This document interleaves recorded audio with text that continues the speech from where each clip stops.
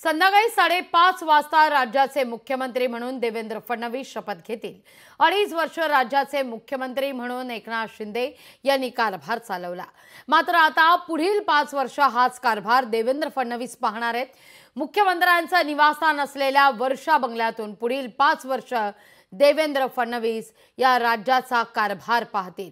आढावा घेतलाय याच वर्षा बंगल्याबाहेरून आमचे प्रतिनिधी उमेश करंजकर यांनी। राज्याचे नवे मुख्यमंत्री देवेंद्र फडणवीस होणार यावर आता शिक्कामोर्तब झालेलं आहे। मुख्यमंत्री एकनाथ शिंदे आणि उपमुख्यमंत्री अजित पवार यांनी आपल्या समर्थनाचं पत्र जे ते नुकतंच राजभवनात जाऊन दिलं। यावेळेस त्यांच्याबरोबर थेट जे आहे ते देवेंद्र फडणवीस सुद्धा होते। देवेंद्र फडणवीस हे आधी वर्षा निवासस्थानी आले, त्यानंतर अजित पवार वर्षा निवासस्थानी आल्यानंतर तिघही जे महत्त्वाचे नेते ते या वर्षा निवासस्थानून निघाले, राजभवनावर पोहोचले आणि त्यांनी आपल्या समर्थनाचं जे पत्र आहे ते राज्यपालांना दिलं। उद्या 5:30 वाजता आझाद मैदानावर देवेंद्र फडणवीस मुख्यमंत्री म्हणून शपथ घेतील। गेल्या 2.5 वर्ष राज्याचा गाडा जो आहे तो मुख्यमंत्री म्हणून एकनाथ शिंदे यांनी हाकला होता आणि आता पुढील 5 वर्षासाठी राज्याला मुख्यमंत्री म्हणून देवेंद्र फडणवीस मिळाले। आता वर्षा निवासस्थानी जी रेलचेल सुरू आहे, सकाळपासूनच मोठ्या प्रमाणात गाड्या येतात। ते तिन्ही पक्षाचे नेते वर्षा निवासस्थानी येतात।